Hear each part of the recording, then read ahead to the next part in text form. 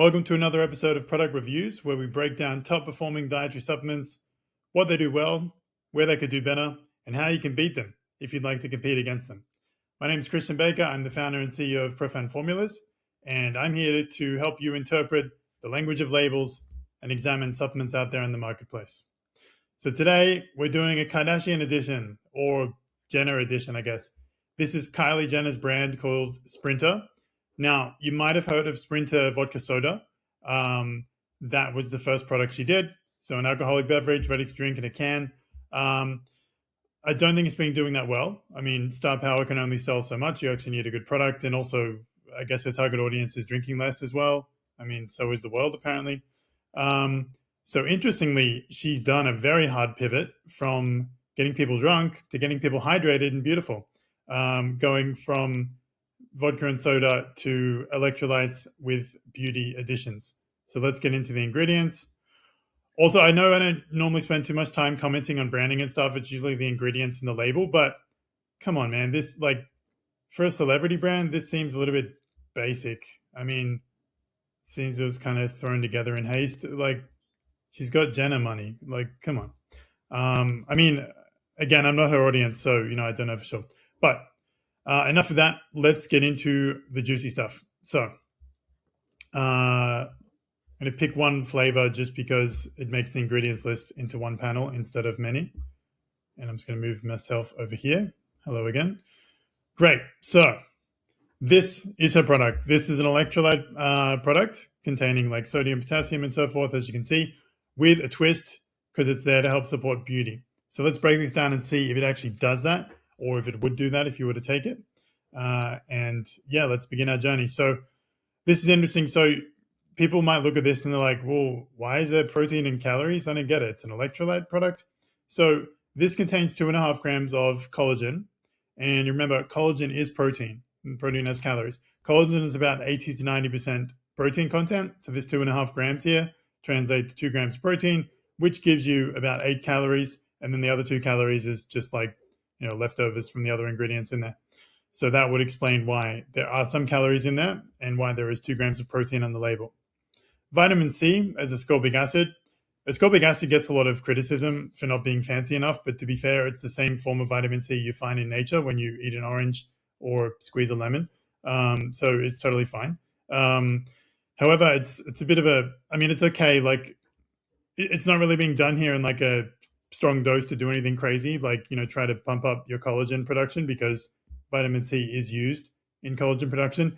However, they have done a nice kind of basic thing, as in, yeah, they've kept the dose conservative, but it matches 100% of daily value, like the recommended dietary intake in the US. So it's not an amazing power move or anything, but anyone with a vitamin C deficiency is going to have more beauty problems than someone who is sufficient.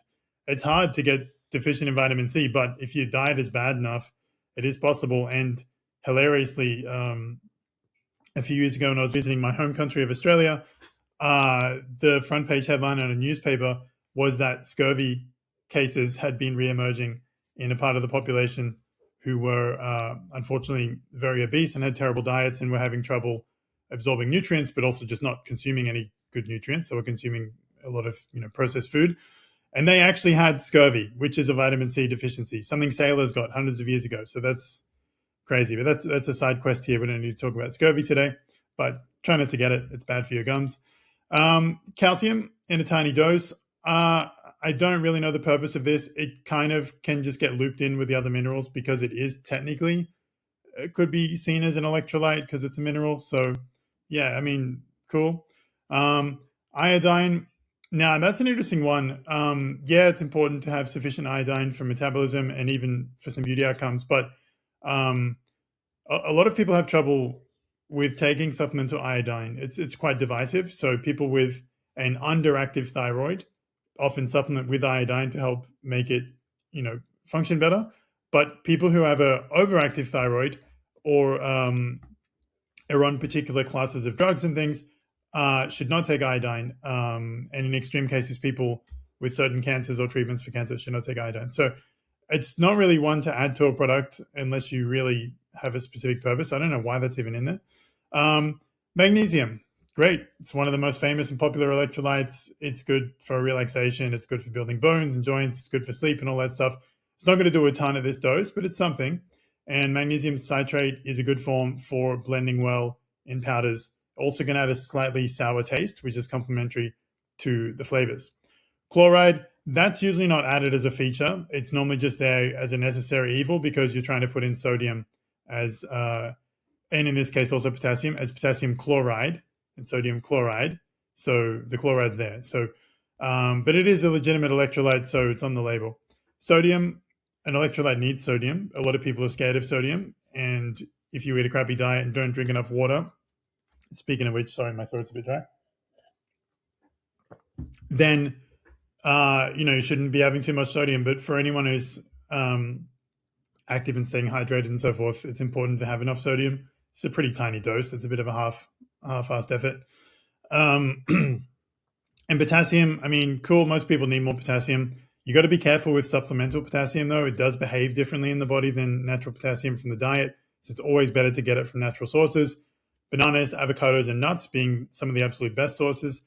Also, most fruits and veggies have a decent, some potassium. So, but at least they're not going crazy here, way above. It's only slightly above the sodium, so I'll give them a pass on that one. So far, like it's okay, but it's certainly nothing revolutionary. But this is where the beauty angle kicks in. So this ingredient here is collagen, but it's a branded collagen called Verisol. And as you might have learned from some of my other videos, when you get a branded ingredient, it means a company has taken a version of this ingredient, collagen, found a really good source for it, made a really high quality version of it, and spent a lot of money doing scientific studies and testing on it. So every time you buy this ingredient, it's going to be the exact same version. The sourcing is traceable. The quality is super high.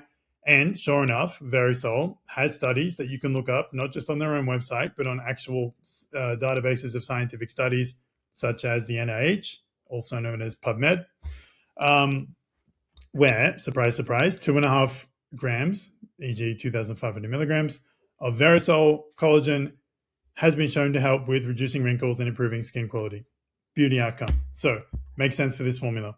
So well done to them, because that's a pretty bold dose. It's not cheap to put that in there. So, they are covering off the beauty angle here. Hyaluronic acid. Try saying that fast 10 times in a row. Now, some people might be familiar with that for external use. So putting hyaluronic acid on your skin, normally not, sometimes by itself, but often in some kind of serum where it's bonded with some other things. You drop it on your face, rub it on. It's really good at retaining moisture. You'll notice people who start using it tend to have like more plump, moist looking skin. And if you ingest it internally in a safe form, such as sodium hyaluronate,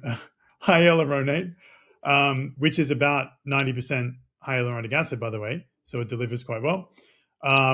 It also can improve beauty outcomes as well. And interestingly, if you look at any of the studies on hyaluronic acid where they achieved good beauty outcomes, such as better skin moisture, visibly like more radiant and plump skin and so forth, it's typically with at least 100 milligrams of hyaluronic acid, and even better results at 200.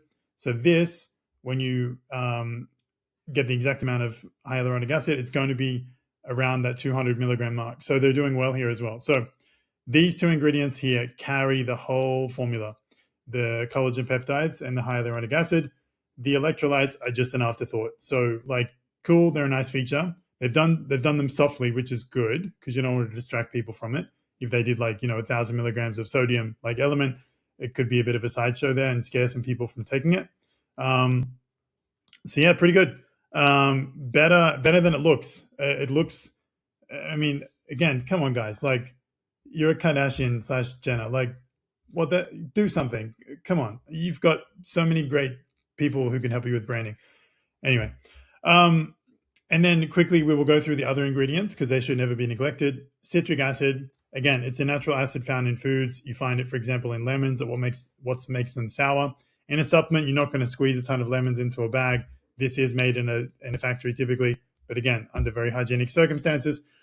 Natural flavors, which we've talked about before, sometimes they are very natural. Sometimes they are a bit of a Frankenstein. They'll have a bit of actual natural flavor bonded with something synthetic, bonded with some kind of sugar and so forth to keep it stable. So good, but just be wary. Silicon dioxide sounds scary because, it's the thing you find in a shoebox, that keeps the moisture out. But it's totally safe to ingest. People often ingest it on purpose in high doses to help with also hair growth as well. But it is a bit of a generic choice, for example. So if you go to a manufacturer and make a powder, you can ask for more premium alternatives to silicon dioxide, for example, bamboo silica or something called NuFlow. It's an alternative to silicon dioxide made from ground up rice hulls, so basically just rice fiber. All of these things work well for the same purpose. So keeping the moisture out of the bag, not make your product get all clumpy and lumpy, and also risk it getting too much moisture and getting mold or something like that. So this is necessary, but it can be substituted for something better. And stevia, that is a natural sweetener, but they specifically have rebaudioside M. So when you get stevia, there are different compounds within it called rebaudiosides, and they give the sweetness. There is A, S, M, and I think some others as well. M is the better one. It tends to have a reliable level of sweetness with a lower risk of getting a weird aftertaste, though some people can't help it. So it's like cilantro / coriander. Some people genetically, if they ingest if they ingest stevia, it's going to taste like soap, just like coriander and cilantro is going to taste like soap. So unfortunately, that does happen with some people. Not as much as with cilantro, but it does happen. And finally, vegetable juice for color, great choice, much more responsible than using synthetic colors. So that's the review today. There are many Kardashian products out there. Khloe Kardashian's also going pretty hard. I never thought I would find myself even mentioning Kardashian anytime this year, let alone multiple times in one video. But here we are. Welcome to 2026. So hope you enjoyed this. Hope you found it useful. Oh, and God, what I said we will cover what they're doing well, what they could do better, which we've covered, but how could you beat them? So if you wanted to compete in this category, make a hybrid electrolyte and beauty product, they've done really well here with the collagen and the hyaluronic acid. You can, retain this because it's really great. You could increase the sodium a little bit. You could change the sourcing of the potassium to something more catchy and more appealing to this audience, such as coconut water, although it will add slightly more carbs. You could increase the magnesium. You could also improve the form, so make it magnesium glycinate. But yeah, I think the main thing would be to go harder on the beauty outcomes. So you could always use more collagen.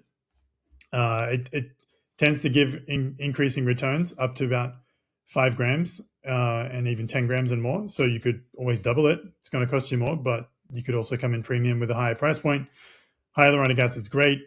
You could consider a bigger dose of vitamin C because it helps with collagen production. You could consider zinc because it's great with collagen formation. Just make sure you add a little bit of copper as well because excess zinc intake from a supplement can cause an imbalance. And what else could you do? You could use a really good grapeseed extract because that helps with collagen formation.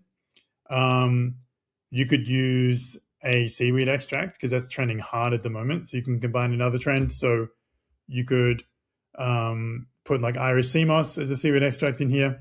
But again, you start throwing too many things, it's going to drive the price up. So pick 1 or 2 beauty outcomes. Make sure you got adequate electrolytes. And yeah, you can still outdo these guys without blowing out your costs. So hope you enjoy this video, and I will see you in the next one.